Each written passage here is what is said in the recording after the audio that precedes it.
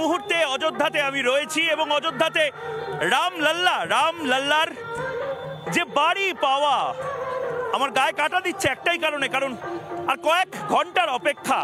সারা রাত বহু মানুষ বিরিদ্র রাত জাগবেন, সাধু সন্ত থেকে শুরু করে বহু মানুষ বিরিদ্র রাত জাগবেন এবং এই মুহূর্তে স্যান্ড আর্টের মাধ্যমে আমরা পুরীতে দেখেছি বাঙালিরা স্যান্ড আর্ট বালি দিয়ে যে শিল্প তৈরি হয় সেই শিল্পই এখানে তৈরি হয়েছে। এই মুহূর্তে রূপেশ সিং এই শিল্প তৈরি করেছেন এবং রাম থাকলে হনুমানজি থাকবেন না, এটা কি করে হয়?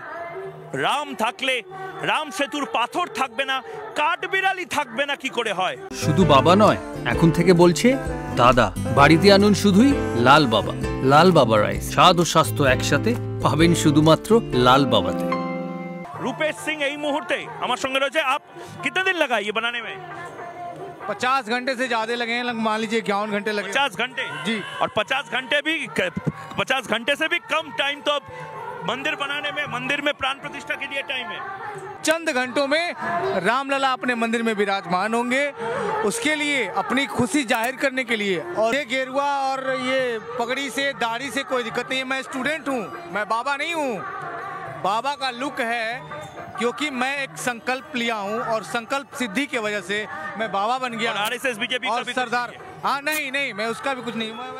দেখো শিল্পীরা এইখানে যে কথাগুলো বলছে আসলে এই কথাটাই, পালসটাই বোধহয় ধরতে পারছে না, এই আবেগটাই বোধহয় ধরতে পারছে না যারা বারবার বিরোধিতা করছে, এবং এই আবেগটাই আমি বারবার এখানে ধরার চেষ্টা করছি। আর কয়েক ঘন্টা এবং কয়েক ঘন্টার পরেই সেই ঐতিহাসিক মুহূর্ত। আমি জানতাম না সারা দেশের এক টুকরো নয়, গোটা দেশটাকেই তুলে ধরতে পারছি এই মুহূর্তে। শুরুতেই এই প্রতিবেদন দেখে নেব আবেগের, উচ্ছ্বাসের এবং ভারতের গল্পের, এবং তারপর আসছি গোটা অযোধ্যা নগরীকে দেখানোর জন্য।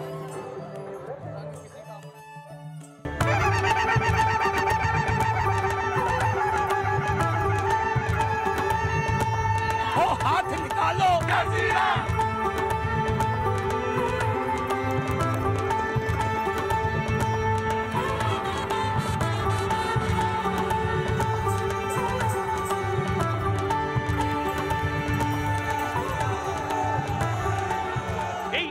ঐতিহাসিক রাস্তা, যে রাস্তাতে গোটা দেশের যে মুড এই মুহূর্তে, রং দে তু মোহে গেরুয়া, এই মুহূর্তে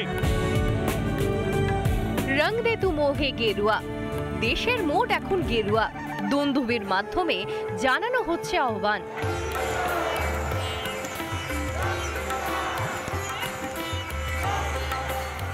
আর তো মাত্র কয়েক ঘন্টা, তারপরই যবনিকা পড়বে 5 শতকের অপেক্ষার। প্রাণ প্রতিষ্ঠা হবে রামলালার। তার জন্যই সেজে উঠেছে সরজুর তীর। ভোল বদলে অযোধ্যা এখন রঙিন।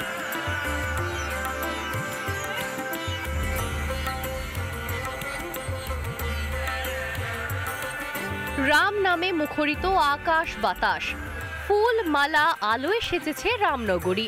সবার প্রিয় রামলালার জন্য এসেছে বিপুল উপহার। ঐতিহাসিক মুহূর্তের সাক্ষী থাকতে দেশ বিদেশ থেকে লাখো লাখো পুণ্যার্থী এসেছেন পুণ্যভূমে। নাচে গানে উদ্বেলিত সকলে।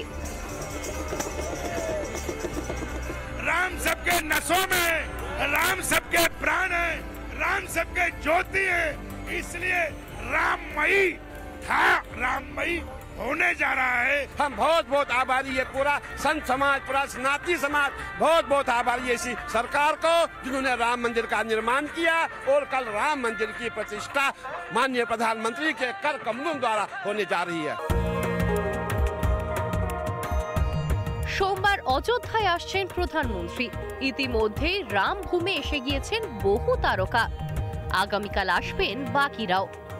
স্বাধীন ভারতের ইতিহাসে স্বর্ণাক্ষরে লেখা থাকবে কালকের দিনটা।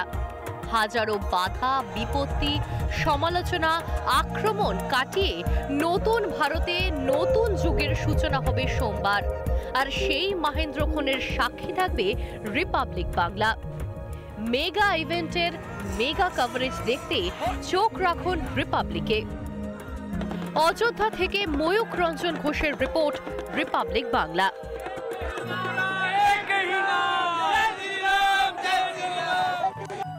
এই মুহূর্তে বাঙালি কি বাঙালি?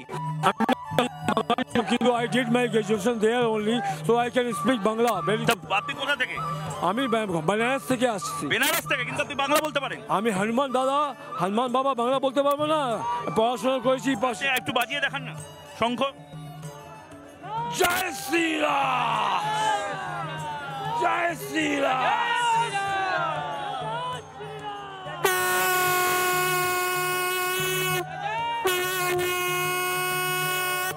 জয় শ্রীরাম। আচ্ছা, বেঙ্গল থেকে আপনারা বাংলা থেকে কোথা থেকে? জলপাইগুড়ি। জলপাইগুড়ি। কি নাম? ভোলা সিং। ভোলা সিং। আপনি কোথা থেকে? সোমা সিং, জলপাইগুড়ি থেকে। সমস্ত জলপাইগুড়ি থেকে। তা বাংলা থেকে এসেছেন কোথা থেকে? জলপাইগুড়ি। তা আপনারা এসেছেন এখানে, এখানে এত সমস্যা হচ্ছে তার মধ্যে থেকেও আপনারা এসেছেন। প্রভু রামের দর্শন নেওয়ার জন্য আসছি, আসতেই হবে। ঠিক আজ নিয়ে আসছে আমাদের রামজি, নিয়ে আসছে এখানে।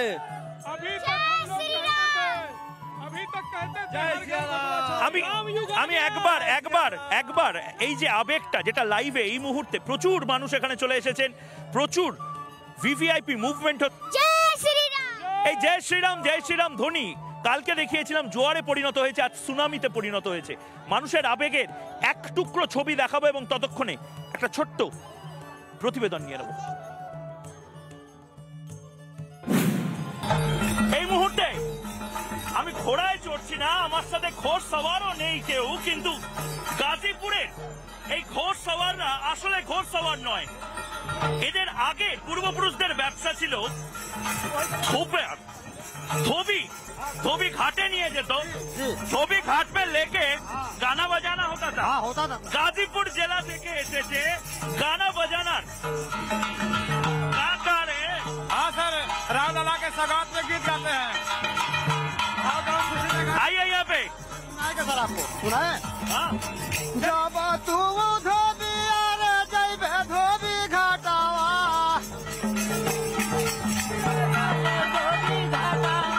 जब तू धोबिया रे जइबे धोबी घाटावा, जब धोबिया रे धोबी घाटावा, हम धोबे ने चली जाइब नाई हरावा।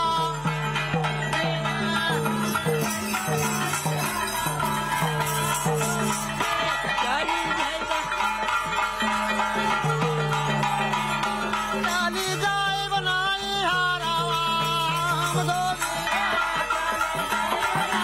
हरावा, हम धोबी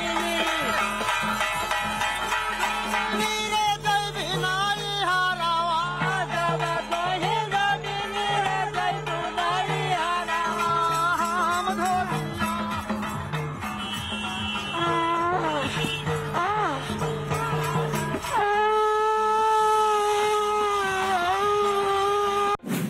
आज उन्हीं प्रभु के प्यारों ने, आज उन्हीं प्रभु के प्यारों ने कैसी अवध सजाई, चलो अब लौट चले रघुराई, चलो अब लौट चले रघुराई, चलो अब लौट चले रघुराई, चलो अब लौट चले। बोल सियावर रामचंद्र भगवान की।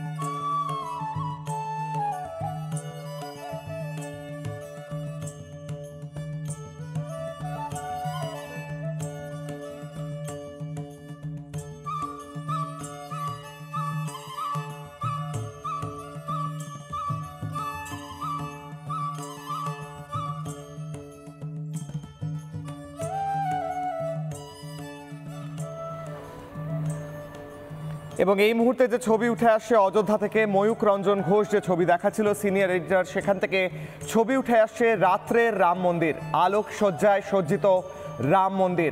আর কিছু ঘন্টার অপেক্ষা, তারপরেই রামলালা প্রতিষ্ঠিত হবেন এই মন্দিরে। সেই ঐতিহাসিক দিন 500 বছরের অপেক্ষার শেষ। এবং আরেকদিকে বউবাজার থেকে সরাসরি দেখাচ্ছি শুভেন্দু অধিকারী রয়েছেন, সেখানে তাকে এক প্রকারে বরণ করে নিচ্ছেন তার সমর্থকরা। আর বাঁদিকের উইন্ডোতে দেখাচ্ছি দর্শকদের রাম মন্দিরের ছবি। রাতে আলোকোজ্জ্বল রাম মন্দির, বিশেষভাবে সাজিয়ে তোলা হয়েছে রাম মন্দির। এবং কালই প্রাণ প্রতিষ্ঠা, আগামীকালই প্রাণ প্রতিষ্ঠা হতে চলেছে রামলালা। তার আগে শেষ মুহূর্তের প্রস্তুতি। অন্যদিকে শহরে বউবাজারে শুভেন্দু অধিকারী, সেখানেও বেশ কয়েকটি কর্মসূচি রয়েছে তার। রাম মন্দির নিয়েও তিনি বেশ কয়েকটি কর্মসূচিতে যোগ দেবেন এবং সেখানেই তাকে বরণ করে নিচ্ছেন তার সমর্থকরা এবং সেখানের স্থানীয় মানুষ। সেখানে বিভিন্ন কর্মসূচি রয়েছে শুভেন্দু অধিকারীর। তিনি পৌঁছেছেন বউবাজারে। বেশ কয়েকজন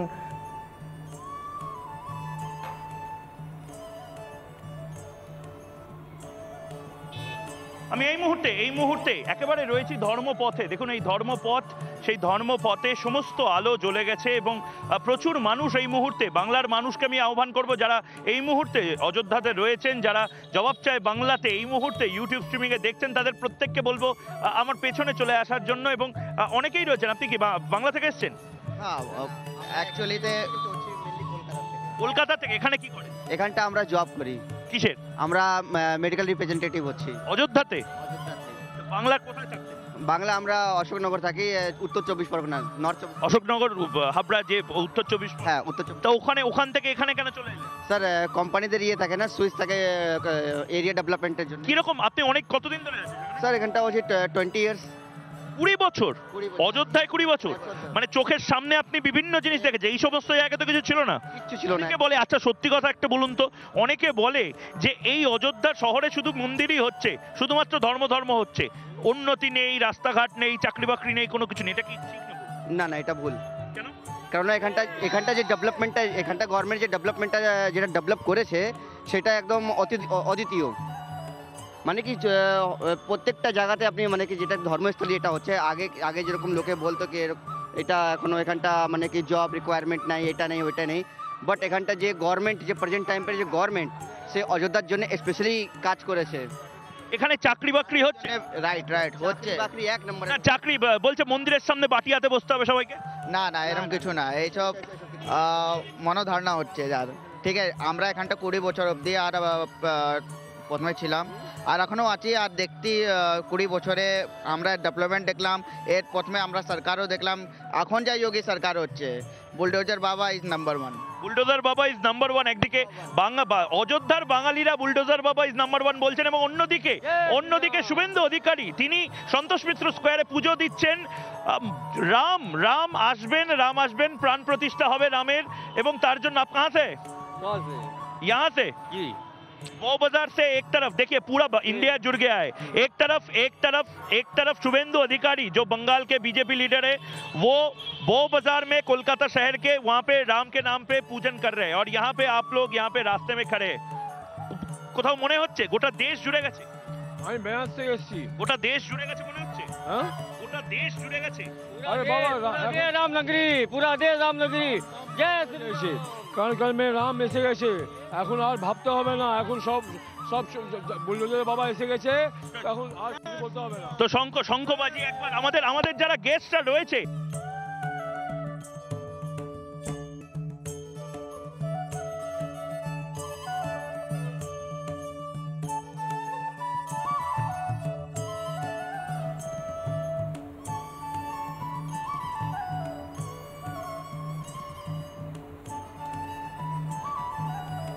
এবং ময়ূক যেটা জানাচ্ছিল, বারবার কিছু নেটওয়ার্ক প্রবলেম হচ্ছে কারণ বহু মানুষ ওখানে পৌঁছেছেন এবং বহু অডিও ব্রডকাস্ট, ভিডিও ব্রডকাস্ট ওখান থেকে হচ্ছে। যোগী আদিত্যনাথ, উত্তরপ্রদেশের মুখ্যমন্ত্রী, তিনিও সেখানে উৎসবে অংশগ্রহণ করছেন। তাকে মালা পরিয়ে বরণ করা হচ্ছে।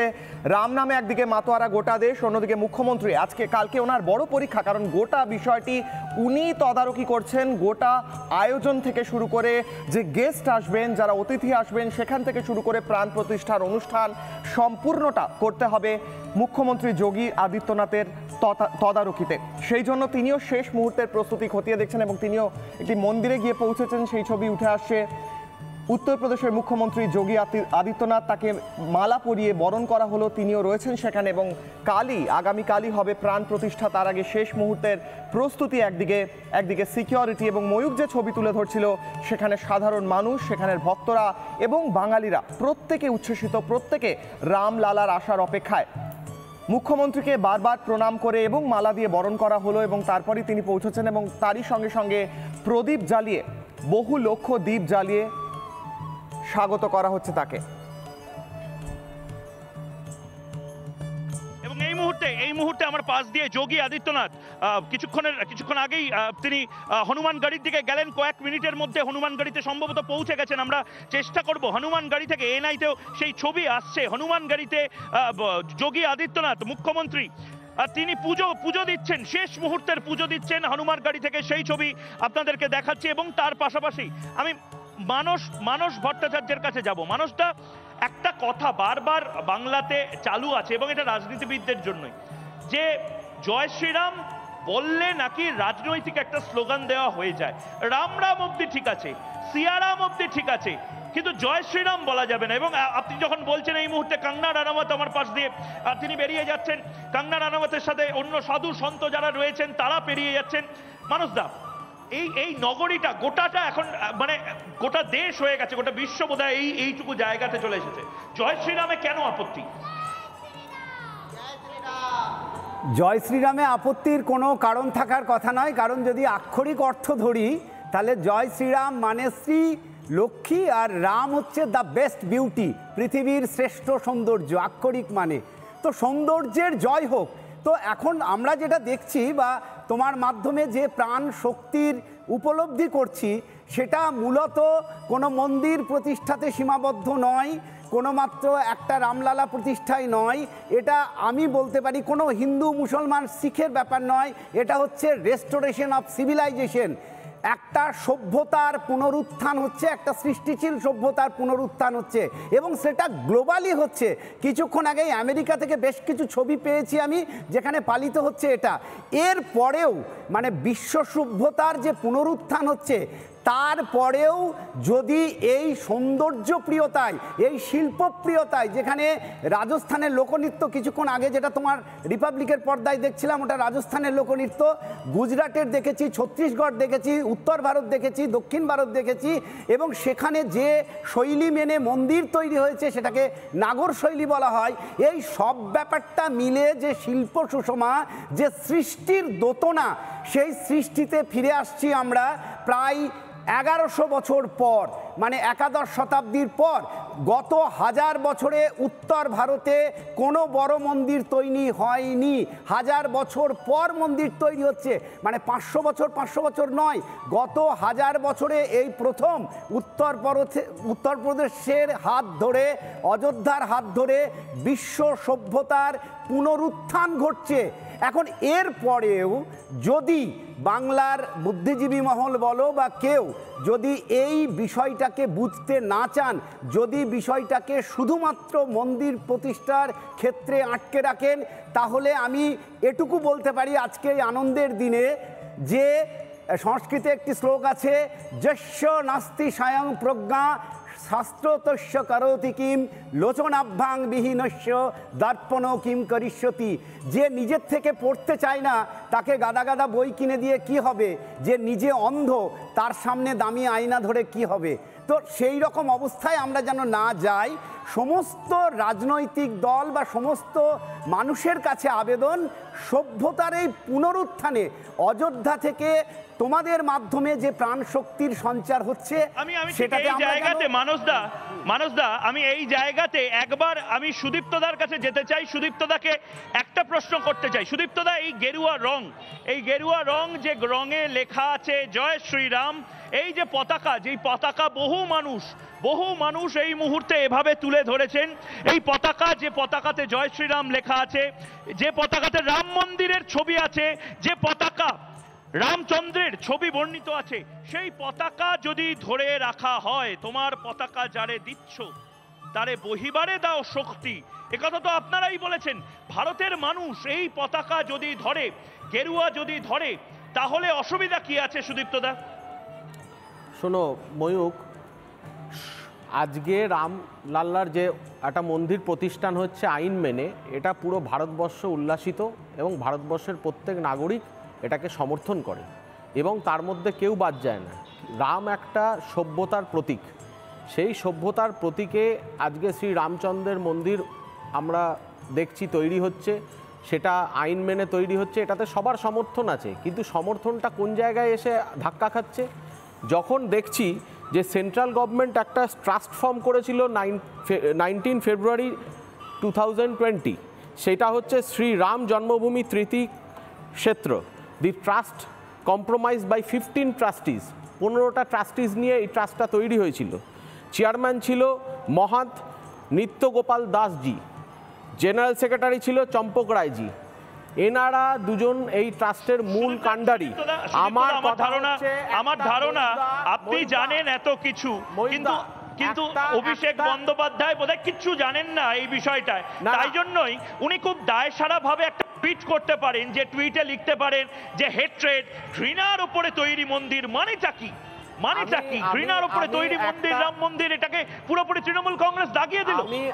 আমি যেটা বলতে চাইছি, আমাকে শুধু একটা জিনিস আপনি যদি একটু বুঝিয়ে বলেন যে এই রাম মন্দিরের যে উদ্বোধনটা হচ্ছে বা যেই অনুষ্ঠানটা হচ্ছে প্রাণ প্রতিষ্ঠানের, সেটা তো শঙ্করাচার্য তো একটা বলেছে যে একটা অর্ধনির্মাণ মন্দিরে সেটা প্রাণ প্রতিষ্ঠান করা হিন্দুও ধর্ম এবং আচরণের বৃদ্ধির বিরুদ্ধে। তো সেইটাকেও যদি আমরা ধরি, সাইড করে রাখি, তাহলে অনুরোধ করব বিশ্ব হিন্দু পরিষদের আন্তর্জাতিক ওয়ার্কিং প্রেসিডেন্ট আলোক কুমার, তার সাথে শঙ্করাচার্যজিদের কথা হয়েছে এবং তিনি নির্দিষ্ট করে বলেছেন, দুজন শঙ্করাচার্য তারা লিখিতভাবে বলেছেন যে আমরা অংশ নিচ্ছি। বাকি দুজন শঙ্করাচার্যের সঙ্গে যে মতানৈক্য হয়েছে, সেই মতানৈক্য নিয়ে একাধিক চর্চা হয়েছে। আপনি কোনোভাবেই এটাকে গুলিয়ে দেওয়ার চেষ্টা করবেন না। আমি যদি এই বাকি দুজনের কথা, যারা মানছে, যারা অর্ধনির্মাণ প্রতিষ্ঠানকে মানছে না, তাদের কথাও যদি সাইড করে রাখি, আপনি শুধু আমার একটা ব্যাখ্যা দিতে পারবেন যে এটা তো একটা ধর্মীয় অনুষ্ঠান। এই ধর্মীয় অনুষ্ঠানে কোনো মহান ঋষি বা কোনো সাধক মানুষ দিয়ে প্রাণ প্রতিষ্ঠানের জায়গায় না, এটা একটা সরকারি অনুষ্ঠান। সরকারি অনুষ্ঠান যদি হতো, তাহলে আপনারা না দেখলে বিশ্বাস করেন না, এটা ভারতের অনুষ্ঠান। আগে বলুন এটা ভারতের অনুষ্ঠান। বৈষ্ণব মানুষ আমার সঙ্গে রয়েছে এখানে, সাধারণ আমি যদি সরকারের অনুষ্ঠান মানি, তাহলে ময়ূক দা হেড অফ দি স্টেট কই? সরকারের অনুষ্ঠান তো নয়, এটা তো সরকারের অনুষ্ঠান নয়। এই অনুষ্ঠানটা রাম জন্মভূমি যে ট্রাস্ট রয়েছে তার অনুষ্ঠান, বরঞ্চ সরকারি অনুষ্ঠান হবে। জগন্নাথ মন্দির যেটা তৈরি হচ্ছে সেইখানে আছেন, আমাকে এটা বলুন। আর যদি হেড অফ দি স্টেট হয়, তাহলে হেড অফ দি স্টেটের যদি এই অনুষ্ঠানটা হয়, যদি যেটা সরকারি অনুষ্ঠান হয়, তাহলে head of the state Draupadi মুর্মুর, প্রেসিডেন্ট অফ ইন্ডিয়া, কোথায় সেটা আমাকে পরিষ্কার করে বলুন। প্রতি বছর head of the state of West Bengal হিসেবে যান না, মুখ্যমন্ত্রী মমতা বন্দ্যোপাধ্যায় কি হিসেবে যান?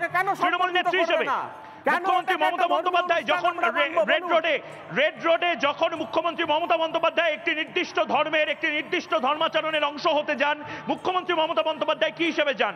যখন আপনার দলের সাংসদরা তারা নির্দিষ্টভাবে একটি ধর্মের কোন পার্টি, যেটা উপোস করার শেষে যে পার্টি আয়োজিত হয়, সেই পার্টি যখন আপনারা অর্গানাইজ করেন, তখন সেটা কি হয়? প্লিজ আপনারা এই কথা বলবেন না। মুখ্যমন্ত্রী মমতা বন্দ্যোপাধ্যায় ক্রিসমাস ক্যারলে যখন 25 তারিখ সরকারি অনুষ্ঠান, আপনি স্বীকার করুন এটা সরকারি অনুষ্ঠান। ক্রিসমাস ক্যারলে মুখ্যমন্ত্রী মমতা বন্দ্যোপাধ্যায় সেন্ট পলস ক্যাথেড্রালে যান, সেইটা তাহলে কি সরকারি অনুষ্ঠান? আসলে প্রবলেমটা হচ্ছে আপনি বলুন এটা সরকারি অনুষ্ঠান। আমি তো এখনো বলছি, আমি কে হরিদাস পাল, ময়ূক রঞ্জন ঘোষ, যদি হরিদাস সাথে করে, তাহলে আমি বলবো এটা সরকারি অনুষ্ঠান। আপনি বলুন অনুষ্ঠানটা তীর্থের অনুষ্ঠান, অনুষ্ঠানটা ট্রাস্টের অনুষ্ঠান। তো ট্রাস্টের অনুষ্ঠান হলে সেখানে প্রধানমন্ত্রী অতিথি হিসেবে যেতে পারে, আপনাকে ব্লগিং করে না। এই বেশ প্রাণ প্রতিষ্ঠান করতে পারেন কি পারেন না, তাই নিয়ে আমি মানস দা এবং দেবাশিস দার কাছে যাব। কিন্তু তার আগে এই মুহূর্তে এখানে ভিভিআইপি মুভমেন্ট বাড়ছে এবং আমার কানে আমি আসছি আপনার কাছে সুদীপ্ত দা, আমার কানে এই মুহূর্তে আপডেট আসছে যে आप लोग कहाँ से आए मैडम? अच्छा थोड़ी आ जाइए ना। আচ্ছা ঠিক আছে, সিকিম থেকে এসেছেন, সারা দিন তারা পারফরমেন্স দেখিয়েছেন, ক্লান্ত এই মুহূর্তে। আমার কাছে এই মুহূর্তে ব্রেকিং এসেছে, একটি ব্রেকিং এই মুহূর্তে, রাম মন্দির প্রাণ প্রতিষ্ঠা অনুষ্ঠানের এক্সক্লুসিভ ব্রেকিং এই মুহূর্তে রিপাবলিক বাংলায়। এই মুহূর্তে রিপাবলিক বাংলায় এই মুহূর্তে যে খবর আমাদের কাছে আসছে, প্রাণ প্রতিষ্ঠা অনুষ্ঠানের যাবতীয় ডিটেলস এই মুহূর্তে রিপাবলিক বাংলায় আমাদের প্রতিনিধি শেখর দুবে এই মুহূর্তে সকাল 6টা থেকে যে প্রাণ প্রতিষ্ঠা অনুষ্ঠান থেকে শুরু হবে, প্রাণ প্রতিষ্ঠা অনুষ্ঠান এবং তার পাশাপাশি স্নান অভিষেক, সমস্ত বিস্তারিত ডিটেল আমাদের প্রতিনিধি শেখর দুবে দেবে। এবং শেখর তোমার কাছে আসছে, এবং তারপর পাঞ্জাব থেকে একজন এসেছেন, মধ্যপ্রদেশ, তার কাছে যাব, একবার জেনে নি শেখর। একদমই ময়ূক, যেরকমটা তুমি বললে যে কালকে প্রাণ প্রতিষ্ঠার সময় তো আমরা আগেই জানিয়েছিলাম এবং সবচেয়ে আগে বাংলা সংবাদ মাধ্যমে আমরাই জানিয়েছিলাম, কিন্তু তারপর আমাদের কাছে যে তথ্য এই মুহূর্তে রয়েছে যে সকাল 7টা থেকেই কিন্তু প্রাণ প্রতিষ্ঠার আগের যে প্রাক অনুষ্ঠান সেটা শুরু হয়ে যাচ্ছে। প্রথমে থাকছে স্নান অভিষেক এবং সেখানে রামলালার যে মূর্তি রয়েছে সেই মূর্তিকে ঘি, মধু, বিভিন্ন নদীর জল, পবিত্র নদীর জল দিয়ে অভিষেক করা হবে এবং তারপরে থাকছে অঙ্গ পূজন, অর্থাৎ রামলালার যে প্রত্যেকটা অঙ্গ রয়েছে সেই অঙ্গ পূজন রয়েছে, তারপর প্রাণ প্রতিষ্ঠা অনুষ্ঠান এবং তারপর থাকছে স্বর্ণবেশ, যে বিগ্রহ থাকছে সেই বিগ্রহের স্বর্ণবেশ এবং নামকরণ থাকছে তারপরে, অর্থাৎ একটা টানা শিডিউল রয়ে গিয়েছে এবং সেই সুন্দর একটা অনুষ্ঠানের মধ্যে দিয়ে সমস্ত পর্বগুলো সম্পন্ন হবে। ময়ূক, একদমই তাই শেখর, এক্সক্লুসিভ ডিটেলস এই মুহূর্তে শেখর আমাদেরকে দিল। এবং এই ডিটেলটা যখন আমরা নিচ্ছি তখন প্রচুর মানুষ কিন্তু এখন এই মুহূর্তে বেরিয়ে যাচ্ছেন এখান থেকে। এই এলাকাটা পুরোটা খালি করে দেওয়া হবে, তার কারণ এই মুহূর্তে আরেকটা ব্রেকিং নিউজ আমার কাছে আসছে, আমি চেষ্টা করবো সেই ব্রেকিং নিউজটা নিতে। তার কারণ এই এলাকায় কিছু একটা মুভমেন্ট হচ্ছে। এই এলাকায় প্রধানমন্ত্রী নরেন্দ্র মোদীর যে সিকিউরিটি এসপিজি, আর কয়েক সেকেন্ডের মধ্যে এসপিজি দখল নিয়ে নিচ্ছে এই গোটা এলাকায়। তুমি দেখতে পাচ্ছ অ্যাম্বুলেন্স চলে এসেছে, এসকর্ট ভেহিকল চলে এসেছে, একের পর এক পুলিশের যে কনভয় ভেহিকল, সেই ভেহিকলগুলো চলে এসেছে এবং এই গোটা এলাকাতে এই মুহূর্তে আমি দেখাতে পাচ্ছি না, হোভার করছে এই মুহূর্তে হেলিকপ্টার হোভার করছে প্রধানমন্ত্রী নরেন্দ্র মোদী। যে কোনো মুহূর্তে তার যে সিকিউরিটি অ্যাপারেটাস রয়েছে, অর্থাৎ এসপিজি স্পেশাল প্রোটেকশন গ্রুপ, তারা এখানে চলে যাচ্ছেন এবং এই পুরো চত্বরটা কার্যত চলে যাচ্ছে এসপিজির আন্ডারে। কারণ তুমি জানো আর মাত্র 12 ঘন্টাও বাকি নেই, 12 ঘন্টার মধ্যে এই পুরো এলাকাটা খালি করে দিতে হবে। তার কারণ এই পুরো এলাকায় এসপিজি, এনএসজি, প্রত্যেকটি যারা এজেন্সি রয়েছে তারা এখানে একেবারে নিজেদের পজিশনস নিয়ে নেবে। আমরাও এই মুহূর্তে যে ছবি দেখানোর চেষ্টা করছি, ওখানে আমরা যাওয়ার চেষ্টা করেছিলাম, ওখানে প্রচুর নিরাপত্তা কর্মীরা রয়েছেন। এই ছবি একদিকে দেখাচ্ছি এবং তার পাশাপাশি আমি দেবাশিস চৌধুরীর কাছে যাচ্ছি। দেবাশিস চৌধুরী, আমি যে কথাটা বারবার বলছিলাম, আমি এই বিগত 8 দিন ধরে যে কভারেজ করছি অযোধ্যার মাটি থেকে, এই পুণ্যভূমি থেকে, এই পুণ্যভূমি রামলাল্লার পুণ্যভূমি, এই পুণ্যভূমি রাম জন্মভূমির যে মাটি, সেই মাটি এই মুহূর্তে প্রচুর মানুষের পা পড়ছে সেই মাটিতে। তারা হিন্দু, বৌদ্ধ, শিখ, জৈন, পারসিক, মুসলমান এবং খ্রিস্টানীয় বটে। তারা একেবারে বিভিন্ন কাহা সে আয়া, সমাজের বিভিন্ন জায়গা থেকে যেরকম এসছেন ঠিক সেরকম বিভিন্ন জাত পাত, ধর্ম, বর্ণ সমস্ত মানুষ এসেছেন।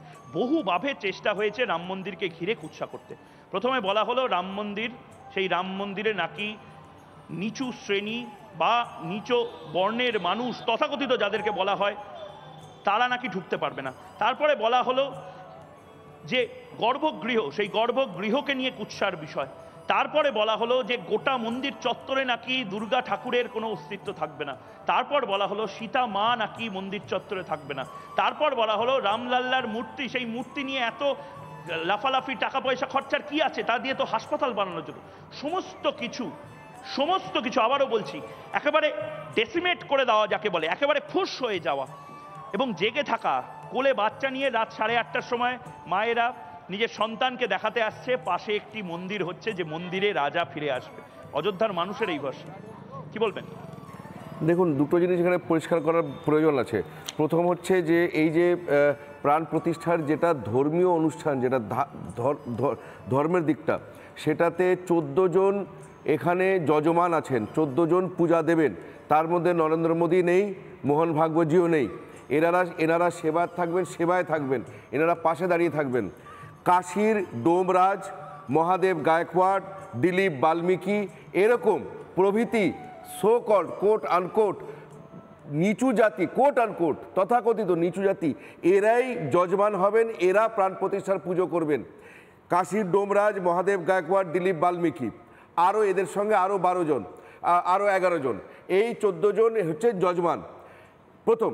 আর দ্বিতীয়, এই যে শঙ্করাচার্যের বিষয়ে বারবার বলা হচ্ছে, আমার একটা প্রশ্ন আছে, আমি আপনাকে ইন্টারাপ্ট করছি বলে সরি চেয়ে নিচ্ছি।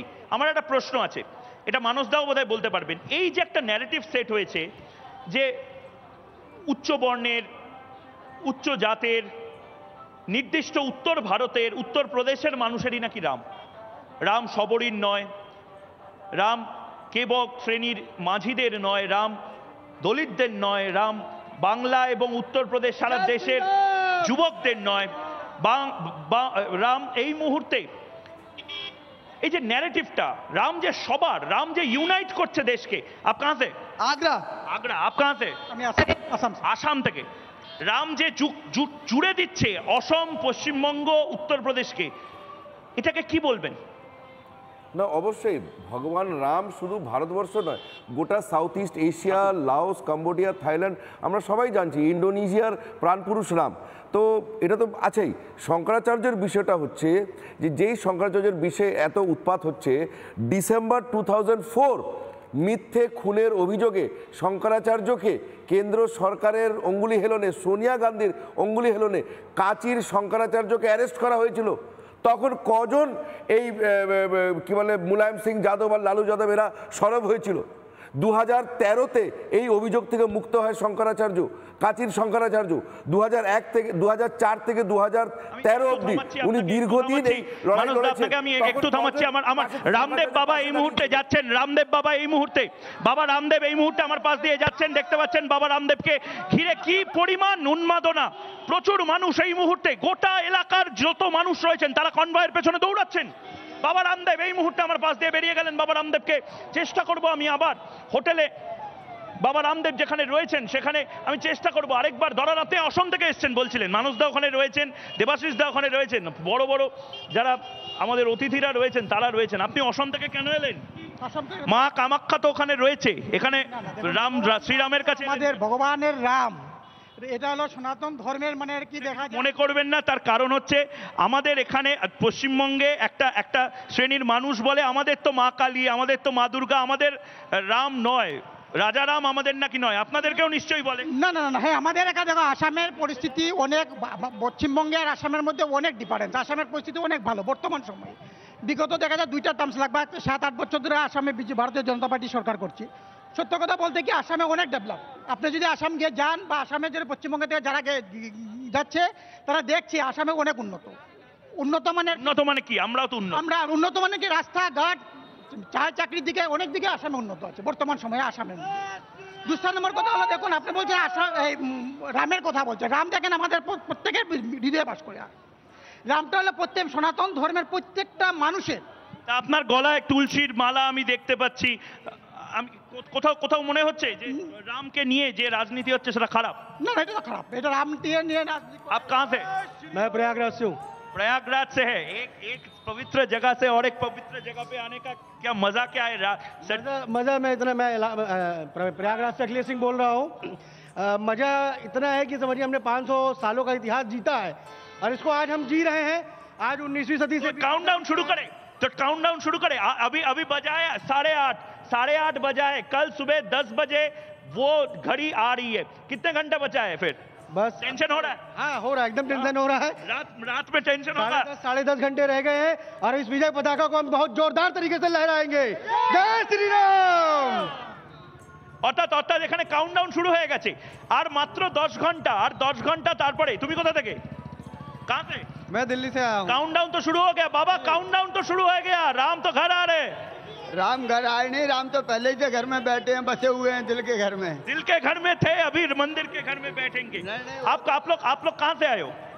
हमारा तो ये है कि हमारा कोई स्थान नहीं है। हम जहाँ भी जाते हैं, घूमते हैं, दर्शन पाते हैं, भगवान को याद। আমি শুধু এই জায়গাটাতেই মানুষদার কাছে যেতে চাই। মানুষদা এই ভদ্রলোক, এই সাধু সন্ত সন্ন্যাসী মানুষ, যার কোনো ঘর নেই, কোনো मैं कलकत्ता से आया हूँ, बंगाली। আমি এই মানুষগুলোকেও কি আরএসএস বিজেপি বলে দেখিয়ে দেবে কিছু মানুষ? না না, একেবারেই নয়। तारापीठ गंगा একটা কথা বলে নি, একটা কথা বলে নি, আমি একটা কথা শুধু বলে নি, এই যে মা কালী আর রামের রানী রাসমণি যে দক্ষিণেশ্বরের কালী মন্দির করেছিলেন, তাদের কুলদেবতা হচ্ছে রঘুকুল রাঘব রাম। রানী রাসমণির কুলদেবতা হচ্ছেন ভগবান রাম, রাজা রাম, যে দক্ষিণেশ্বরের বড় কালী মন্দির করেছে। একটু বলতে দেন ছোট্ট, আমি রাজনীতির মধ্যে না ঢুকে মহিউদ্দা দুটো প্রশ্নের উত্তর দিয়ে দিই। একটা হচ্ছে যে এটা বিজেপির প্রোগ্রাম নয়, এটা প্রথম শুরু করেছিল তারা হিন্দুও নয়, ধর্মবিশ্বাসের শিখ, এবং ফকির সিং প্রথম ওখানটার মন্দির বানাতে গিয়েছিল 1858 সালে। তারপর থেকে 1934 সাল পর্যন্ত এটা মূলত শিখদের আন্দোলন ছিল, যার ফলে এখন অযোধ্যাতে তুমি যেখানে আছো সেখানে সব থেকে বড় লঙ্গরখানা যেখানে ফ্রিতে খেতে দেওয়া হচ্ছে 2 মাস ধরে, সেটা কিন্তু শিখ সম্প্রদায় চালাচ্ছে। সেটা কিন্তু হিন্দু বলতে আমরা যাদেরকে বুঝি তারা চালাচ্ছে না, শিখরা চালাচ্ছে। দ্বিতীয় ব্যাপার হচ্ছে গর্ভগৃহ। দিস ইজ সো কোশ্চেনটা ভীষণ ভাইটাল এই জন্যে যে গর্ভগৃহ নিয়ে শুধু একটা গুজব ছড়ানো হচ্ছে। গর্ভগৃহ হচ্ছে ভারতীয় পরম্পরা এবং ভারতীয় শাস্ত্রে ধরে নিতে পারো অপারেশন থিয়েটার অথবা একটা টিভি চ্যানেলের কন্ট্রোল রুম, যেখানে মালিক চাইলেও যখন খুশি ঢুকতে পারে না।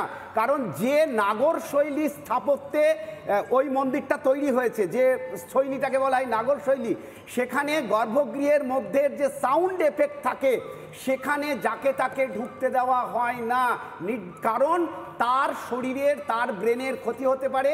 এই নিয়ে হার্ভার্ড এবং অক্সফোর্ডে প্রচুর রিসার্চ হচ্ছে যে ভারতীয় হিন্দু শাস্ত্রে গর্ভগৃহ ব্যাপারটা কি। দক্ষিণেশ্বর এবং কালীঘাটের যে গর্ভগৃহ সেখানে কেউ গেলে ঢুকতে পারবে না। এখানে জাতপাতের প্রশ্ন নয়, সহজে গেলে যেরকম ওটিতে ঢোকা যায় না, সহজে গেলে যেরকম চ্যানেলের কন্ট্রোল রুমে ঢোকা যায় না, গর্ভগৃহ ব্যাপারটা সেই রকম। সবাই যেন সেই দৃষ্টিকোণ থেকে দেখেন, যারা নির্দিষ্ট নিয়ম মেনে যাবেন, নির্দিষ্ট যে আচার আছে। আমি থামাচ্ছি তার একটাই কারণ, এই মুহূর্তে একটা অত্যন্ত গুরুত্বপূর্ণ ব্রেকিং আমার কাছে, যে ব্রেকিংটা আমি সকাল থেকে নিচ্ছি এবং যেটা আবার মানুষকে জানানো প্রয়োজন। রাম মন্দিরের 2000 ফিট নিচে পুঁতে দেওয়া হয়েছিল যে টাইম ক্যাপসুল, অর্থাৎ কোনো ধরনের কোনো ডিসপিউট বিতর্ক যদি থাকে সেই বিতর্কের অবসান করতে আগামী 1000 বছর যাতে রাম মন্দিরের ইতিহাস, রাম মন্দির অর্থাৎ এর নিচে কি ছিল, এর নিচে রাম মন্দির ছিল, রাম মন্দির কখনো ধ্বংস করে দেওয়া হয়েছিল, তারপর আবার 2024 সালে রাম মন্দির তৈরি হচ্ছে। এই মাটির নিচে 2000 বছরের যে ইতিহাস এবং আগামী 1000 বছর এই মাটির নিচে টাইম ক্যাপসুল রেখে দেওয়া হচ্ছে। ভবিষ্যতে কোনো আইনি জটিলতা, জমি সংক্রান্ত কোনো দ্বন্দ্ব এড়াতে এই উদ্যোগ। জমি সংক্রান্ত কোনো বিতর্ক আগামী 1000 বছরে জন্ম নিলেও মাটির নিচে এই গোটা যে টাইম ক্যাপসুলটা রাখা হচ্ছে, সেই টাইম ক্যাপসুলে এই সমস্ত তথ্য থাকবে। রাম মন্দিরের মাটির নিচে রাখা টাইম ক্যাপসুল আগামী 1000 বছরের ইতিহাস তুলে ধরবে এবং মাটির সঙ্গে মিশে যাবে না, ভূমিকম্পে বন্যায় ক্ষতিগ্রস্ত হবে না, আগুনে পুড়ে যাবে না, এমন ধাতু দিয়ে নির্মিত এই 3 স্তরীয় টাইম ক্যাপসুল 1000 বছর পরে খনন কাজ করলেও মাটির নিচ থেকে এই টাইম ক্যাপসুল বেরোবে এবং তারপর বেরোবে রামের কথা, রাম ধুন, রাম শব্দ, রাম গান, রামের যে ইতিহাস, রামকে নিয়ে যে আন্দোলন, এই গোটাটা। আপাতত এই যে গোটা যে ছবিটা আমি দেখালাম, প্রত্যেককে আমি 30 সেকেন্ড করে টাইম দেবো এই মুহূর্তে। দেবাশিস দা, আপনি বলছিলেন, বলুন। হ্যাঁ, 30 সেকেন্ডে শুধু এটাই বলার যে গোটা ভারতবর্ষ এখন উল্লাসে, কিন্তু দুর্ভাগ্যজনকভাবে ভাইপো টুইট করলেন ঘৃণার উপরে তৈরি মন্দির। গোটা ভারতবর্ষ যখন উজ্জ্বল হচ্ছে, আলোকিত হচ্ছে, এই পশ্চিমবাংলা অন্ধকারে থেকে যাচ্ছে এই নক্কারজনক রাজনীতির জন্য। আমরা জানি 1996-এ, 2001-এ, তারপরে বিভিন্ন সময় হিন্দুদের উপর আক্রমণ হয়েছে, রামনবমীর মিছিলের উপরে ঢিল ছোড়া হয়েছে। এটা হচ্ছে এখানকার সাম্প্রদায়িক সম্প্রীতি। এই সাম্প্রদায়িক সম্প্রীতি, এই নিদর্শনে এরা রাখছে। তাসলিমা নাসরিনকে তাড়িয়েছে পশ্চিমবাংলা থেকে তথাকথিত বামপন্থীরা, কি বলে প্রোগ্রেসিভরা, তাসলিমা নাসরিনকে তাড়িয়েছে। ইদ্রিস আলী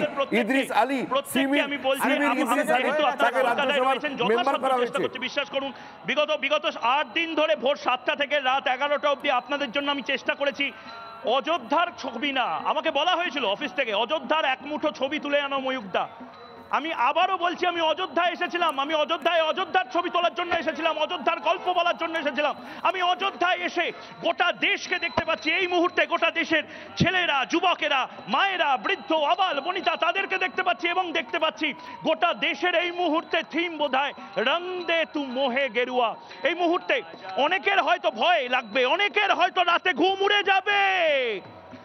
যাবে ঘুম, কারণ আর 10 ঘন্টা বাকি। সারা রাত ধরে এভাবেই রামধুন চলবে। শেষটা করবো এই রামধুন দিয়ে। রামধুনে শুনেছি অনেক ভূত ভয় পায়, আবার অনেক মনুষ্য জাতির অনেক রাজনীতিবিদ হয়তো ভয় পেতে পারেন। শুনেন। জয় রাম राम भारत जी के भ्राता राम, भारत जी के भ्राता राम, भारत जी के भ्राता राम, भारत जी के भ्राता राम, हनुमत के रखवाले राम, हनुमत के रखवाले राम, हनुमत के। সারা রাত চলবে এই গান, ততক্ষণ অবধি চলবে যতক্ষণ না ঘুম ভাঙে সেই সমস্ত মানুষের যারা রামকে তাঁবুতে রেখে দিতে চেয়েছিলেন, নেতাজিকে অদৃশ্য রেখে দিতে চেয়েছিলেন। এবার নেতাজিকে নিয়ে পালা, নেতাজির সত্য উদ্ঘাটনের পালা। একটা ছোট্ট বিরতি নিচ্ছি, বিরতির পর ফিরে আসছি আমি ময়ূক অযোধ্যা থেকে, সঙ্গে থাকুন।